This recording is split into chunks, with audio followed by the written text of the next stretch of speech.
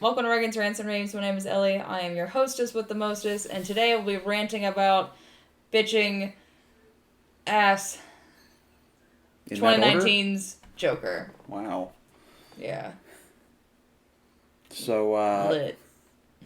initial thoughts on this movie? So I'm gonna preface before we go into this. Yes, there are spoilers. No, please don't take your kids to this fucking movie. Please don't. Jesus. Don't be This dreadful is parents. not a Pee-wee's Playtime DC movie. Batman is not in it. Well, Bruce Wayne is. As a child. As a child. He's not Batman yet. No. He becomes Batman at the end of the movie, but he doesn't know that yet. Kind of. Foreshadowed, Yeah. too. But This is Batman, by the way, in case you didn't know when we said Bruce. hi, I'm Arthur. I'm Batman. Jesus fucking Christ. Wow. I'm 8 years old. This movie has a lot to do with mental health. Yes, it does. So... The Hollywood variant, I would say. Like, vague and not really described too well. This was the best thing to come out of DC in a very long time. I'm gonna need you to shut the fuck up. I don't know. There is no good way to describe mental health because it hits everybody differently. Yeah. So, but it was a very I don't even want to say no, I guess I could say shocking. Yeah.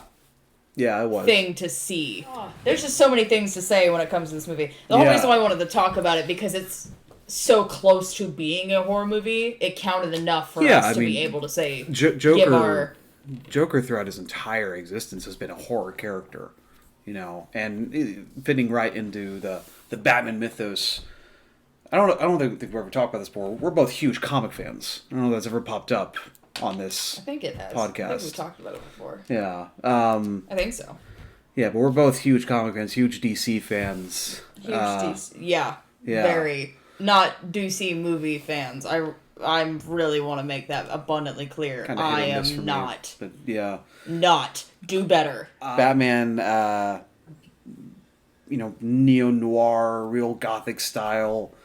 Batman alone. The whole Batman fucking universe is such a beautifully orchestrated bitch. Yeah.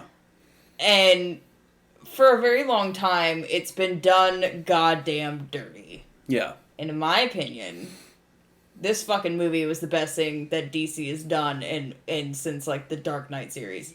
I've heard that comparison a lot. Like, this is as good or better than the Dark Knight. And I don't even want to compare the two. Yeah. I don't think they can be compared, but if they are to be compared, I would disagree. For some general reasons. Like, the Dark Knight blew my mind. And continues to blow my mind. Heath Ledger was a beautiful actor in itself, and that role that he took on was a very powerful one. And so his Joker, and especially when it comes to mental health and psychotic, these are the ones I can compare a little bit to each other because they are on the more psychotic, not as suave and like I can understand, but I still think these two Jokers are incomparable. Mm-hmm. Because I mean it's a completely different story. It is. Like it's not. It's been said a million times in the past week since this movie came out, but this is Taxi Driver. Mm-hmm. And I loved that movie. Yeah. So like I'm not mad. I'm not mad. And Heath Ledger's Joker was a neo-anarchist terrorist. Yeah. And that's not this Joaquin Phoenix Joker. Walker, if you could call it that. They're completely different stories. They're completely different interpretations of the character rooted in those stories that are being told. So I do think that the two they cannot be compared. Yeah. Because there's just not enough similarity. There's not enough, like, familiar ground there, I think. So I don't want to do that today. I mean, I'm gonna. We're gonna, but we're gonna. Yeah, we have. We have already done this. Yes, we just did it, Alec. So when it comes to psychological horror, it's my favorite. Mm-hmm. I really like things that really get in your head, and this movie is definitely gonna do that. Yeah, it's definitely gonna Yeah, I'm still thinking it over and wondering, make you think about some shit. What, literally happened as presented, and what never happened, and what did happen but a different way, and we're just seeing it through Arthur's warped perspective. Yeah. Yeah. I had to actually I had to actually look it up to see if that laughing thing was a real... Yeah. Yeah, it is. Yeah. Because I had no idea. That was a real... I was looking at it when that was presented to us in the movie. I thought it was a presentation of some form of Tourette's. I thought it was an anxiety-induced thing. Yeah. It's explained in the movie that he has a condition where he laughs uncontrollably, even in situations where it doesn't emotionally match up with what he's feeling.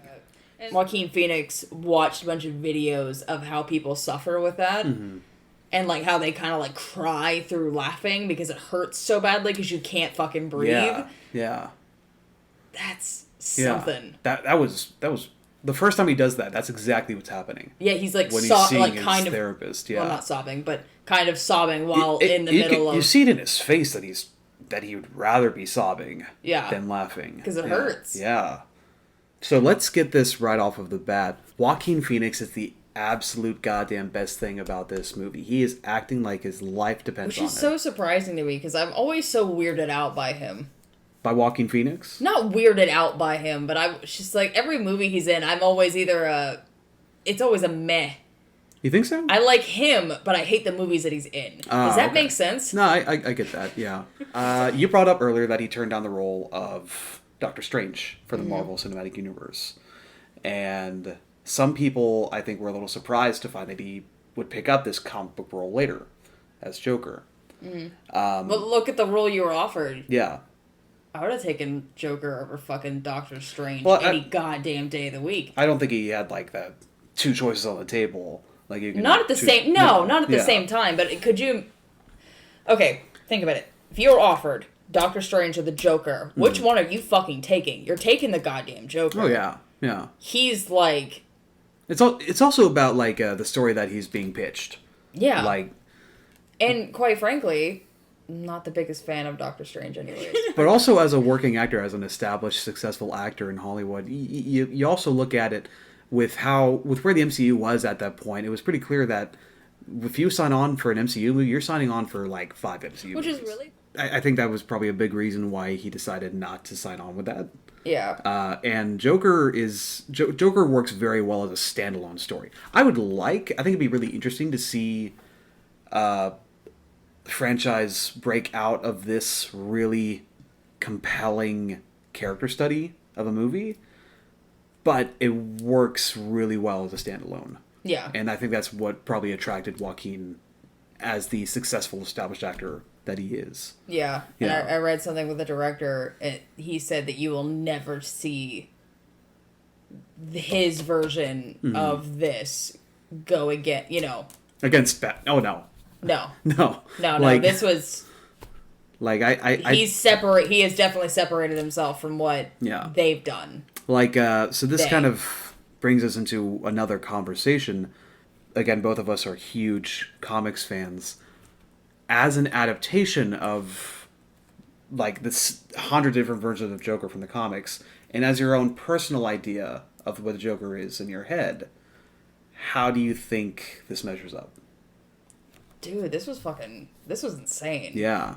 I loved this. Mm-hmm. I liked the mental health aspects because I do really like... the Joker's insane. Yeah. He is as crazy as he can be. Mm-hmm. And I really like to watch the evolution of watching Arthur's brain fall apart. Yeah. Mm-hmm. Just, you're given so many horrible circumstances in your life. And these are circumstances that a lot of people go through. And to watch how his brain reacted to things that fucking... it was just... I loved it. I loved how real it all felt. Mm-hmm. The violence felt real. This could be a real thing. It all looked and felt real. Yeah, that was the big thing that it didn't feel mythical. It didn't feel like... It didn't feel like a comic movie. No, it felt... I just don't know how else to explain it, but it just felt real. Honestly, as I was watching it, it felt like what you might get from a drama about a school shooter. Like, it's already been established this is basically Taxi Driver fan fiction with a Joker twist, which is fine. It's great. Fuck Robert De Niro. But like the movie we need to talk about, Kevin, comes to mind. I don't know if you're familiar with that. Yeah, I know what you're talking Yeah, about. so that movie, it takes place in the aftermath of a school shooting committed by this boy, Kevin, and the mental health aspects are a huge thing in that too. So I think of a story like that when I was watching Joker. This isn't comic book violence. Like a lot This of is it, real as fuck. Yeah. And it felt real. Like, the whole movie made you feel uncomfortable. Yeah. Just by even the coloring. Oh, yeah. Yeah, Like I saw a video essay that kind of brought that up for a hot minute. Was Gotham City looks... The color palettes are very yellow, very red, very sickly, almost apocalyptic. Mm-hmm. Yeah. And there's a subplot in the movie where Arthur believes that he might be the son of Thomas Wayne. Mm-hmm. So he goes to the Wayne estate, and the color palettes are completely different, completely separated from the hellish Gotham that Arthur is a citizen of. And his feelings are so real when it comes to all of that. Is that all of you just peer down on us, and no wonder we're gonna no wonder they're gonna act that way. Yeah. You made them this way. Yeah. You separated yourself from them. That's a big thing in the movie, is that this is almost kind of a class war conflict that's going on. That he's the he's the leader of. He's the cult leader. He's a symbol for, at least. Yeah. There's so much to pick apart in this movie. There's so much to unpack. Yeah. Like, so there's layers. It's like an onion. Like, I knew onions have layers. Cake. Everybody loves cake. Yeah. Cakes have layers. I don't care about that. I could do that entire bit, and I'm not happy that I can. Anyways, the whole storyline with his mother. Oh yeah, so that, like, it was heartbreaking to watch him read all that shit. Yeah, honestly, just him coming home before that point in the story, and she still keeps talking about, I wrote another letter to Mr. Wayne, and he's an angel. He sees us as family. The delusional nature of his mother is evident from the get-go. Mm-hmm. And when that twist that Arthur might be the son of Thomas Wayne comes, there's still that lingering question in the back of your head, I think. Yeah, no. And even after... Like, I felt it, because I was sitting in a movie theater, I'm like, what? Yeah. Like, one, as comics readers, it was kind of dumb. I thought. It was kind of dumb, and that's why I was like, please don't go this route. Yeah. Like, in my brain, I was just... So I'm really glad it wasn't that. Yeah. Well, I still think that there's room for that reality. I still think the reality that could possibly exist in this story, in this universe created here. If they go any further than this movie. Yeah. Because Thomas Wayne is a very powerful man. Mm. He's not an angel, as he's usually been depicted in previous movies. Mm-hmm. Yeah, he's an actual person who probably doesn't use his power for good completely good. Yeah. Yeah. It's entirely possible. Everybody has their bad sides. Yeah. Everybody has their... Yeah, it's entirely possible he could have covered up this affair. He could have had adoption papers forged. All of these things are completely possible. Please don't. Yeah. But I think that... That's a little bit weird. That scene where Arthur goes to the Wayne estate and he meets little Brucey, little 8-year-old Bruce. Which was also really weird. I was just like, oh, you're just Why are you putting your fingers in his mouth? Like, it's like... But I think that the language of film is telling us that there is a connection there between the two of them. They were both dressed the same way.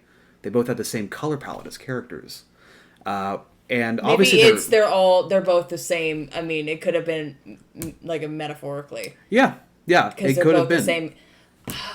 Also, they are you connected, without or me, they will be connected. Yeah. Yeah, Later you without on. me, there's no use for you without Yeah. me on both aspects. So They've always said that. Yeah, yeah, With the two of them. yeah, Without the Joker, there is no Batman. Without the, yeah.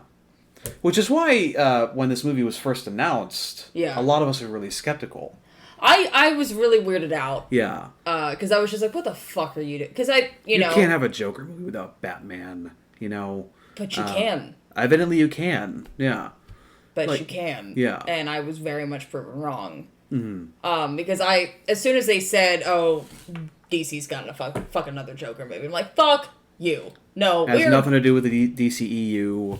Completely standalone. I was like, nope, I'm done. Nope, yeah. I'm done. Nope. Because the thing that made me actually get excited for this movie was the test footage that they released of Joaquin Phoenix in the Joker makeup. Because it's only like 18 seconds of footage. That's good. And it's him just swaying as Arthur, and then they start to overlay footage of him as the Joker, and it's all to the tune of some song from the Guess Who. And it was absolutely beautiful, and that got me hyped for this movie. Yeah. If this 18 seconds of footage is anything to indicate a 2-hour movie, or hour and a half, I don't know how long this movie was, but I sat through it, but I don't know how long it is. I was so engaged the entire time. It was absolutely. I couldn't even tell you. I watched this video from Variety of Todd Phillips, the director, breaking down the first 10 minutes or so of the movie. And that opening... Sad. that opening scene of him putting on his makeup in front of the mirror, and he's like playing with his smile, and he starts to cry. Joaquin Phoenix did that single tear on the first take. And also, I was really surprised to learn Todd Phillips had his musical composer create the music before they shot any footage. Yeah. A highly, highly uncommon practice in Hollywood. The only other director I really know of who did that was a Western director back in the 60s and 70s. But it's a really fantastic thing to do if you can pull it off. Yeah. Because then you can have your actors play off of what you want your audience to be reacting to audibly. That's smart, though. Yeah. So that's exactly what Todd Phillips did with this movie. So that opening scene with Arthur in the makeup room, Joaquin Phoenix is reacting to that music and playing his emotional performance off of that music that we're hearing. And it was absolutely brilliant. Absolutely brilliant. Joaquin Phoenix is absolutely brilliant. He lost a lot of weight. Oh my god. He's he unrecognizable. Sick. Yeah. So sick. I also read that online was that there's no room for reshoots. It had to be good. Yeah. Because of all the weight he lost, like that they couldn't afford to do that. Yeah. Oh yeah. Holy shit. Yeah. Like dramatic body changes are so common nowadays in superhero movies, but they usually go the other way. You're putting on weight, you're bulking up. Not for the Joker, though. Not for the Joker, no. No, you're getting sick. Yeah. Surprise. It's a similar thing, but you have more room for error when you bulk up for a superhero role. But if you're having any shirtless... Let's do that. Yeah, let's get fucking yoked. But if you have any shirtless scenes while you're bulked up, you shoot those first. Yeah. Because you're going to be losing mass as the production Yeah, you goes can't on. keep up with that. Yeah. It's really hard to keep up with that much muscle. Yeah. With that. Let's get into that child abuse part of the story. Well, it's heartbreaking. Yeah. To hear. Absolutely heartbreaking. And the thing is that there are so many kids who go through that every single day. Yeah. And one of them's the Joker. It could be anybody. Yeah. And it's just to see how everybody's brain reacts to things differently. Yeah. And how his just full-blown fucking shut down. So don't beat your kids. How's that? Yeah. Or you're just going to create either... Traumatized brains do not develop correctly. Yeah. And some of them easier healed than others. Yeah. Yeah. So it was just to watch how he took in things of how he made that relationship with that girl completely up in his head. Yeah. Yeah. And it was some kind of personality disorder, is what I read online, is that the way they mirrored it after. Mm-hmm. It wasn't borderline, it was something else. I'd have to look it up again. Mm-hmm. But it was all real shit. All real shit. And that's what you got a Joker. Yeah. Out of all things that could happen to fucking anybody. Mm-hmm. Not, the whole Thomas Wayne thing, but something similar, I guess, maybe. Thomas Wayne was brutal in this movie. Yeah, he was. He was a hardcore. He punched a dude in a bathroom. Dude, if you fucking came at my kid like that... Oh, yeah. I would have done more than punch you in a fucking bathroom. Mm-hmm. So, I don't know, that was a little bit justified. Yeah. I would come at that. I would have come at him like that too. Yeah, it's just this is a different version of Thomas Wayne than I'm used to. Yeah. Like my Thomas Wayne is Batman Begins Thomas Wayne, but yeah, Batman Begins is incredible. Not that this isn't. It is. Yeah. It's not like there isn't there were a lot of people that were worried that this movie could incite some violence. Joaquin Phoenix walked out of an interview where the interviewer asked I him, read that. Yeah. Do you think this movie will incite violence? Because he was fucking insulted. Yeah. Yeah. As you should be. You fucking... do you watch the news? You fucking see gun violence and all that kind of bullshit every day. Yeah. So you're gonna censor that? Yeah. Sorry, but the world... Yeah. There's some shit you're gonna fucking see. Mm-hmm. Sorry about it. Sorry if it's presented to you. Maybe actually do something with that information instead of being a little pussy-ass bitch. And now a week later, there hasn't been any stories of anything regarding this movie. Yeah. Yeah. No violence. But I think that, at least in part, some of this is born from actual real-life tragedy that occurred. The Aurora Theater shooting in 2012 at the Dark Knight Rises premiere. Mm-hmm. I don't remember the exact number of how many people died, but we all remember the perpetrator calling himself the Joker. Mm-hmm. And he even said that he based it off of whatever violence what he wanted to base his fucking motives off of. So there is a historical precedent to be worried. You can't wear masks to theaters since then. No. Yeah. Like, Star Wars premieres have been really boring ever since then. They have! Yeah. They sucked. Yeah. Like, I was so expecting no. Yeah. I expected more. Yeah. Anyways. So it's not like these fears are completely unfounded. Yeah. However... But that was one guy. It was one guy. Out of how many billion people in the world? How many edgy teens are there in the world? Saying that we're a Joker and Harley Quinn relationship. Yeah. When you're not, Susie, stop wearing those tight pants. Ew. It's not the movie's fault. No. It's how your brain reacts to said movie. Yeah. Or what your brain tells you to do, I guess, because of said movie. Yeah. Maybe or whether you choose to act on those impulses. Yeah. Yeah. In the end, we all choose our actions. Pretty much. Yeah. Which was... Not because of fucking Joaquin Phoenix. Yeah. Which was... We're having the same conversation that was had around the end of the movie on the Murray Talk Show. Mm-hmm. Yeah. And what was really interesting about that is that both Murray and Arthur, at least in part, are right. They're both right. Yeah. Just a different... Yeah, they're both right. Murray is correct that no amount of self-pity could justify the murder of 3 people on the subway.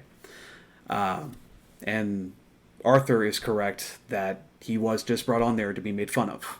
If he was the one dying on the street, people would have probably walked over him. Yeah. Gotham is a rough place. But because these were white Wall Street men. Yeah. There was the uproar. Yeah. Yeah. So, yeah, they're both right. Yeah. And I really liked seeing both of those sides. Mm-hmm. I love Robert De Niro. But, it's fun that he was in this movie. Oh, yeah. Taxi Driver. And Taxi Driver. And The King of Comedy was another Scorsese movie that this took a lot of inspiration from. Mm-hmm. All good. Yeah. All good things. But in that same scene comes one of my problems with the movie just as a movie. Mm-hmm. Really stilted, on the nose, not subtle at all dialogue. Which I guess, Joker isn't supposed to be subtle. Yeah. But I never imagined Joker to be the kind of guy who would say, "Feel bad for me because I'm mentally ill. You're getting what you deserve." Which is almost exactly what Arthur said in this But I scene. feel like the evolution of the Joker, now probably not, but back then, maybe. You think so? Maybe. Maybe. I don't know. He has so many fucking writers. There's so many ways you can do the Joker this now. is the thing about, just comic characters in general. Ever since the multiverse was introduced in the 60s in comics. There's so many... There are almost no wrong answers.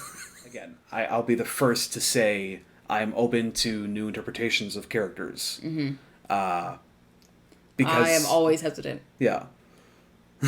like most of the characters that we love, when they started out, were nothing like what they are today. Like Joker, when he was originally conceived for Batman #1, was supposed to be just a one-off villain. Yeah. He was supposed to be killed off by the end of the issue. And in keeping with the horror of the time, one of the writers was like, well, in the last panel, let's say that he survived. So the bad guy gets to scare again. Yeah. That horror of the Joker evolved over time. It kept with the times. Like in the 80s with the ultra-hardcore 80s with Frank... I want to say Frank Morrison. That's wrong. But Frank Miller. Frank Miller's The Dark Knight Returns. Joker is very incredibly queer-coded in that story. Like, he very overtly plays on the subtleties of what could be a homoerotic relationship between Joker and Batman, at least on Joker's part. Good. Yeah. So, that's that kind of like. Well, that kind of plays on the AIDS crisis of the time. And then you get to like the New 52, and how hardcore is our horror these days, where you have to make Joker scary by making him cut his own face off. Oh. Yeah. Best. Like best Joker. I do love that story, and at some point later on when he comes back into the story. You've read Death of the Family, right? I've read parts of Death of the Family. One of my favorite scenes in that story is when he's in the Gotham police precinct and he's killing off each one of the uniformed cops in the building one by one just to fuck with Gordon. And now the horror of the Joker he's evolved to mental health and mass and shootings that's what scares us violence. now. Yeah, exactly. I like it. I'm down. I'm about it. Mic drop. I'm down and I'm about it. No, I don't actually think I have any issues with this movie. Like, it made me uncomfortable. It did its goddamn job. Yeah. It showed me that DC can be, we can recover. We can still recover. Yeah. We could try again. So this some people are looking at this as the start of what could be a new trend for DC, is stories that don't necessarily have to connect. Just get a really creative team on board, let them do their story with your properties, and let them have the freedom to make it good. Yeah. Yeah. That's been a big thing with like some of these bigger DC movies that have failed. Why shit out the Justice League that fast? So this is a movie that I really want to love, and I feel like I should love. Yeah. Yeah. I grew up with Nolan's Batman trilogy. I grew up with the Burton movies before that. I've always been infatuated with the Joker, and The Dark Knight really didn't help with that. And don't get me wrong, I'm really happy that this movie even exists. Yeah. The way that it does. I like how many adaptations that we've had of the Joker, excluding Jared Leto. We've had a lot of good. Yeah. We've got a lot of good. Oh yeah. Out there. There is a lot of good out there. I really feel like I should be in love with this. I wish I was in love with this, but there are just some things that are kind of falling short for me. Like again, the dialogue, as I mentioned, I felt could have helped with another rewrite. And also, as we keep mentioning, this is Taxi Driver. This is the king of comedy. This is a story about a loner on the outskirts of society There, we said it. And he gets fed up and starts killing people. I mean... It's done really well. It's done really well. It's just... It's not done differently enough, I think. Like, I feel like I've just seen this story before. It's done really well. I just wish they would have done some more twists with it. You know? I also think that my hopes were not you're high. Yeah, you had low expectations. I had really low expectations when I went to go see this movie because it was a fucking DC movie and I've been very disappointed. Birds of Prey is gonna be shit. Don't waste your goddamn money already. They did my girl wrong in Cassie Kane. I think this was the best thing to come out of DC. In a long time. Yeah. And I think that's all I could ask for. Because I love these comic books. I love them. I love DC's comic books. And I'm just waiting for things to get better. Waiting. Yeah. And I think this was it, in my opinion. Of them at least trying to push something good. Yeah. Even if they don't continue with this Joker, I'm cool with that. Yeah. I got what I got what I needed. Yeah. But... So you're a whore for not thinking the same way I do, but that's okay. Forgive me. How dare you have your own opinions and feelings? I'm not happy about it. So, one of the smaller things that I think is just kind of nitpicky on my part, again, I don't know if I've mentioned it before, but this doesn't exactly feel like Joker to me, and that's fine. It's an origin story. He's coming into the Joker. Mm-hmm. But the one scene in this movie that felt the most Joker to me is when his two former co-workers come to his apartment. He lets the one guy go. Gary. And I loved that scene. Yeah. Where he just brutally fucking kills this guy and be like, you were always nice to me, you can leave. Yeah, and he's about to leave and then he fucks with him a little bit. And then just... And also he had locked the door. Yeah. And Gary is a dwarf and he can't reach it and he has to ask him for help. That was the most Joker scene to me. It was really good. Yeah. It was so good. I loved that scene. Brutally killed that guy. My, in the neck with some scissors, bashing his head against a wall. Meanwhile, Gary's just like, Arthur, why would you do that? I love Gary. Yeah. He was the only one who was ever nice to him. Yeah, he was. Which was another really school shooter thing to say. Yeah. Yeah. I did really like that scene. Yeah. Robert De Niro was nice to him, too, to a point. Robert De Niro was fake nice to him. Like, it was all just because... It was all just to get him on the show. Nice. Yeah. Yeah. But we all know why they brought him on the show. Yeah. Like... Yeah. Murray. That scene was really good. Shoot him on fucking live TV. Yeah. And there ain't nothing they can do about it. What I loved about that scene was the scene right after. Like it zooms out and it shows the scene playing on the news on a bunch of different TV screens. And what I loved about that is that they bleep out Joker saying "fuck," but they still show him murdering a guy on TV. Mm-hmm. Censorship is fucking wild, guys. Yeah, really.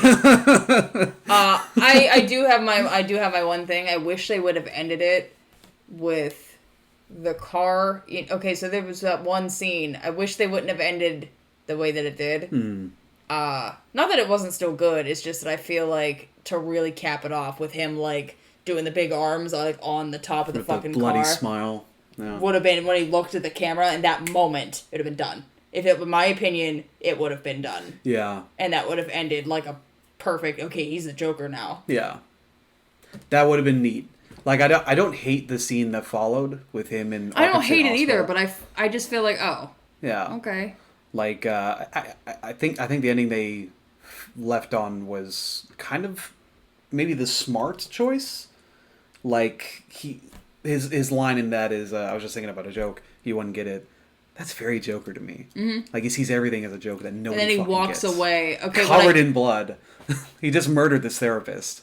Leaving bloody footprints behind. Gets to the end of the hall, dances, walks one way, then runs the other as he's being chased by some guards. And I did like that scene. Yeah. It's just that I feel like it would have been It would have been a far more impactful ending if you would have gotten it on that vicious note. Yeah.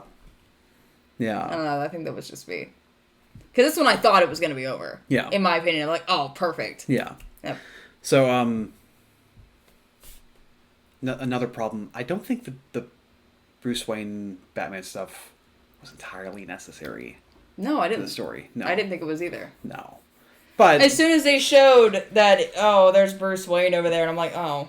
And he goes down the pole. I feel like it was forced. I feel like it was it sounded forced. Yeah.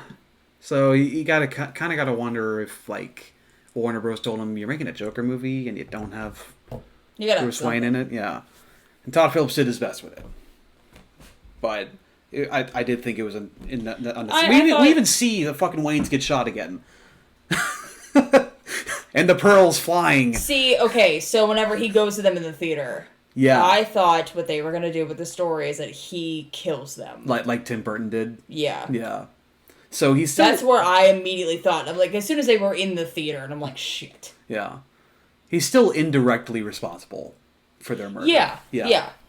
And then Bruce Wayne's gonna still blame him for the rest of his fucking life because he sees the clown masks. Yeah. Oh yeah.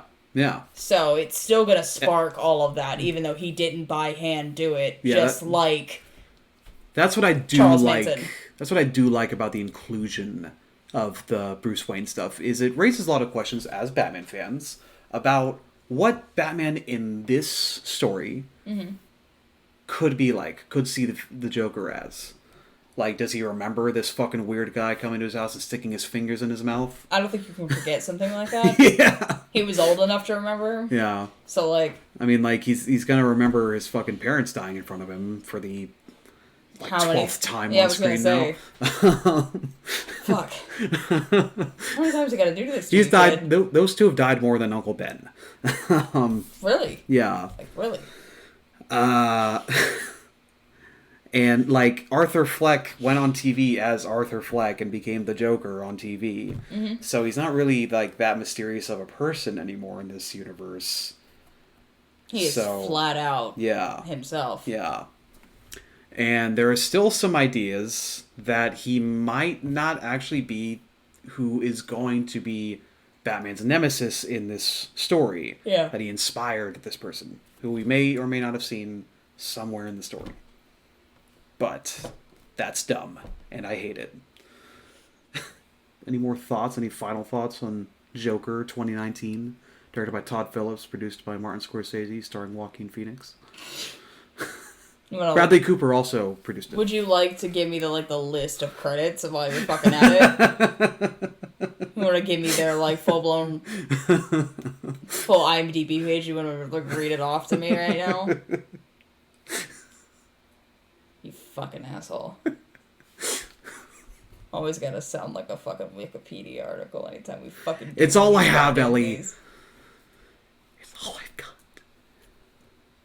Talk about your feelings more. No, I'm sad. Stupid bitch.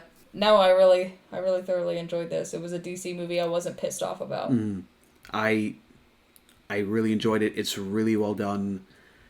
I wish I loved it. Don't take your fucking kids to it. Don't take your fucking kids to it. This isn't like Deadpool, where if you took your kids to it, they're just gonna turn out like little assholes anyways. This could mentally fuck up your kid. Yeah. Like... You shouldn't have taken your kids to Deadpool anyway. No. Don't take your fucking kids to a rated R movie. And then be... Well, don't take them there and then be mad at how violent and crude it is. It's goddamn Deadpool. It's goddamn Joker. Like, Deadpool is funny. This is a different thing. Yeah. This is a different... You don't want your kid to see this kind of stuff. This is a little too hardcore. Like, if you're taking your kid to see Deadpool, at least know what Deadpool is first and don't complain. But do not take your kids to see Joker. Yes, it is a comic book movie, but it's not your kid's comic book movie, which is all I could have asked for. Please give me more of our fucking rated R comic book movies, please. Yeah. Also, God. Final note. Joker is a mass murderer, described in the comics as having filled entire graveyards. And his body count at the end of this origin story is, I think, only 6. Right? But Joker is directly responsible for the 3 guys on the subway, his mom, the clown co-worker. He's a Charles Manson. Yeah. Murray, and then his therapist at the end. So 7. He caused a lot of death. Yeah. And then there's like Charles Manson. Yeah, then there's the deaths that he's indirectly responsible for. Exactly. Yeah. So I could see that as filling a graveyard. Yeah. Yeah. If you think about it that way, in a Charles Manson way. Yeah. I don't even know how many people actually Charles Manson actually fucking killed. I can hold those numbers. We could. We could. Let's get those numbers right now.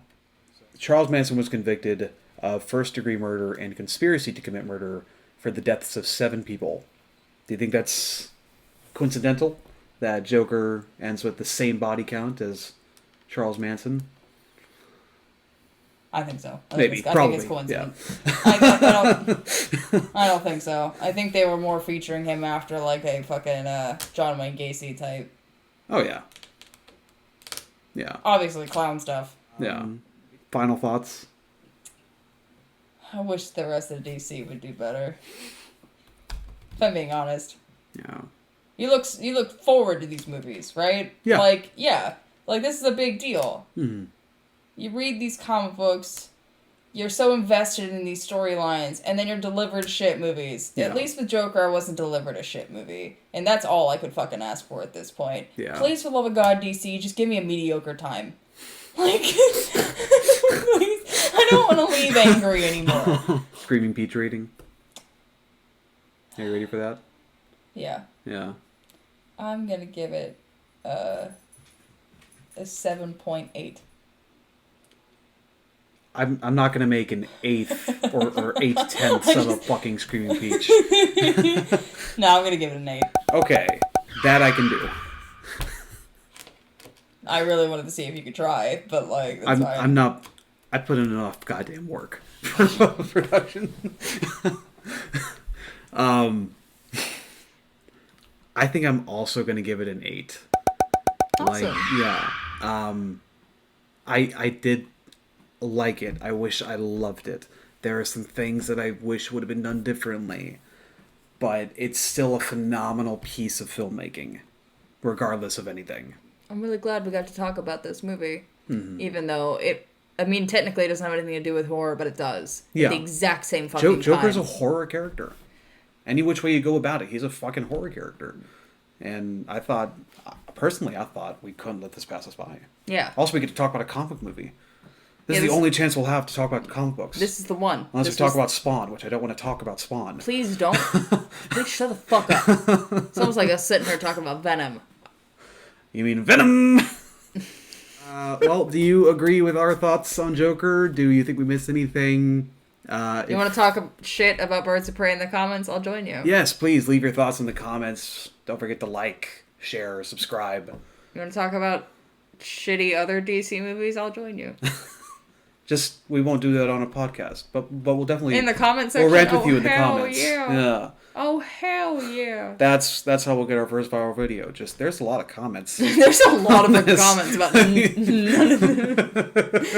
nothing that has to do with the fucking... Good. So, anyway, thank you. I'm Alec, and you're not Alec. Bye.